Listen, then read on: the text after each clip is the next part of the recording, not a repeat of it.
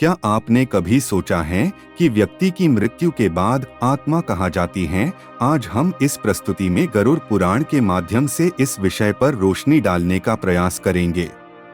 गरुड़ पुराण में बताया गया है कि जब एक आत्मा शरीर त्यागती है, तब उस आत्मा को लंबा सफर तय करना पड़ता है। आत्मा भौतिक शरीर का त्याग कर एक सूक्ष्म शरीर में प्रवेश करती है, जो इसे बाद के जीवन में ले जाती है। यम के दूत जीवात्मा को अपने पाश में बांध लेते हैं और अपने साथ यमपुरी लेकर जाते हैं। आत्मा जैसे ही शरीर से निकलती है, जीवात्मा को एक नई ही दुनिया नजर आने लगती है। यदि उस जीवात्मा ने अपने जीवन काल में नकारात्मक कर्म नहीं किए होते तो उस आत्मा को यमलोक बिना किसी पीड़ा व यातना के ले जाया जाता है। परंतु यदि आत्मा ने अपने पूर्ण जीवन में अन्य मनुष्य को कष्ट देते हैं, तब यमदूत उस पर जरा भी रहम नहीं करते हैं। यम के यह दोनों दूत बड़े ही डरावने और क्रूर हैं और जिन रास्तों से यह जीवात्मा को लेकर जाते हैं, वह बहुत ही खतरनाक और दुखदायी है। यह रास्ता बहुत ही अंधेरमयी होता है। इसी दौरान यमदूत उस आत्मा को नरक में मिलने वाले दुखों को विस्तार से बताते हैं, जिसे सुनकर आत्मा चीखने और चिल्लाने लगती है। परंतु इन चीखों का यमदूत पर कोई असर नहीं होता। वह उस पर जरा सी भी दया नहीं खाते और उसे आगे ले जाते हैं। ऐसा कहा जाता है, यमराज तक पहुंचने के लिए आत्मा को लगभग 86,000 योजन की दूरी तय करनी पड़ती है। यहाँ मृत्यु के देवता यमराज के सामने पेशी होती है। ऐसा कहा जाता है, पुराण के अनुसार यदि किसी जीव ने अपने जीवित रहते समय किसी भी प्राणी को मानसिक या शारीरिक कष्ट नहीं दिया है, तो वह आसानी से यमलोक पहुंच जाता है। वहीं उन्हें यम के दूत कई तरह से प्रताड़ित करते हुए यमलोक तक लाते हैं। जब आत्मा यमलोक पहुंच जाती है, वहां यमदूत 24 घंटे के लिए आत्मा को रखते हैं और व्यक्ति को उसके जीवन भर के कर्म दिखाए जाते हैं। 24 घंटे पूर्ण होने के बाद आत्मा को पुनः अपने परिजनों के पास 13 दिनों के लिए भेज दिया जाता है, जहां उनका संपूर्ण जीवन बीता था। इसके बाद आत्मा को आकाश मार्ग से वापस उसके घर छोड़ दिया जाता है। कहा जाता है कि मृत्यु के बाद मृतक की आत्मा अपने परिवार वालों के साथ पूरे 13 दिनों तक रहती है और मृत्यु के बाद होने वाली अंतिम क्रियाओं और रस्मों को भी देखती है। 13 दिन बाद जब आत्मा का पिंडदान, 13वीं और ब्राह्मण भोज आदि किया जाता है, तो इसके बाद यमराज के यमदूत आत्मा को फिर से लेने के लिए आते हैं। इसलिए हिंदू धर्म में किसी की मृत्यु के बाद 13वीं और 10 दिनों तक पिंडदान करना जरूरी माना गया है, क्योंकि इससे आत्मा को यमलोक तक की यात्रा करने के लिए शक्ति मिलती है। जब 13 दिनों के बाद यमदूत आत्मा को यमलोक ले जाने के लिए आते हैं, तो आत्मा को सबसे पहले वैतरणी नदी पार करनी पड़ती है। इस नदी को गंगा नदी का ही रौद्र रूप माना जाता है। यह नदी लाल रंग की होती है, क्योंकि इसमें आग की लपटें निकलती रहती है।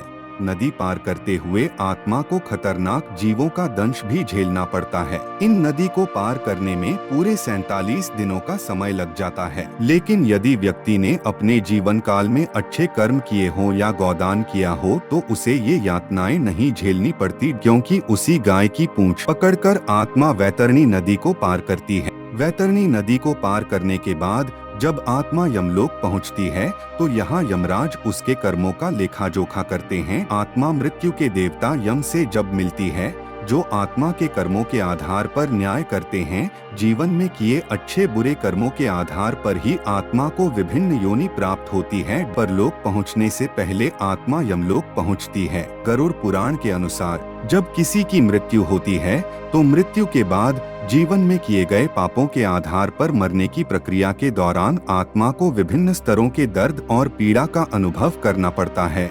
उसके कर्मों के द्वारा आंका जाता है और उसके पापों के लिए दंड का अनुभव कराया जाता है। यमलोक के बाद के क्षेत्र को चित्रगुप्त की दुनिया कहा जाता है। यहाँ आत्मा को अच्छे बुरे कर्मों के आधार पर उसके भाग्य का निर्धारण किया जाता है। इसके बाद तीसरा क्षेत्र आता है, जिसे स्वर्ग कहते हैं। यहाँ पहुंचकर ऐसी आत्माएं आनंद लेती हैं जिसने जीवन में अच्छे कर्म किए होते हैं। वही चौथे लोक को नरक कहा जाता है। यहाँ आने वाली आत्माएं अपने बुरे कर्मों के आधार पर दंड भोगती है। स्वर्ग के बाद के जीवन के अलग अलग क्षेत्रों में अलग अलग अवधि होती है, जिसमें स्वर्ग सबसे छोटा और नरक सबसे लंबा होता है। गरुड़ पुराण के अनुसार स्वर्ग में आत्माएं विभिन्न तरह के सुखों का आनंद लेती हैं। वहीं नरक में आत्मा को दंड का अनुभव करना पड़ता है। नरक में आत्माओं के दंड की अवधि उनके कर्मों के आधार पर ही निर्धारित की जाती है।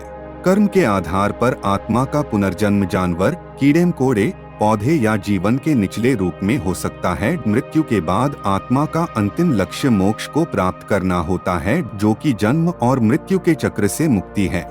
जब आत्मा मोक्ष प्राप्त कर लेती है तो वह जन्म और मृत्यु के चक्र से मुक्त हो जाती है और परमात्मा में विलीन हो जाती है। गरुड़ पुराण एक शांतिपूर्ण जीवन सुनिश्चित करने और मृत्यु के बाद मोक्ष प्राप्त करने के लिए पुण्य कार्य, धर्म, पूजा पाठ और अच्छे कर्म करने के महत्व पर जोर दिया गया है।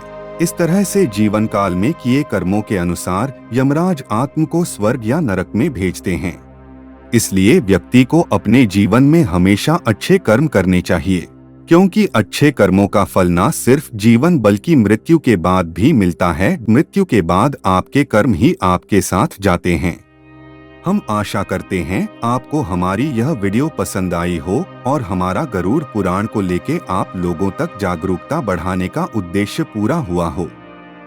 यदि आपको यह वीडियो पसंद आई है तो इस वीडियो को लाइक करें और कमेंट करके अपने विचार जरूर व्यक्त करें और ज्यादा से ज्यादा जागरूकता बढ़ाने के लिए इस वीडियो को शेयर करें। और यदि आप गरुड़ पुराण के विषय में और जानना चाहते हैं तो हमारे चैनल को सब्सक्राइब करें।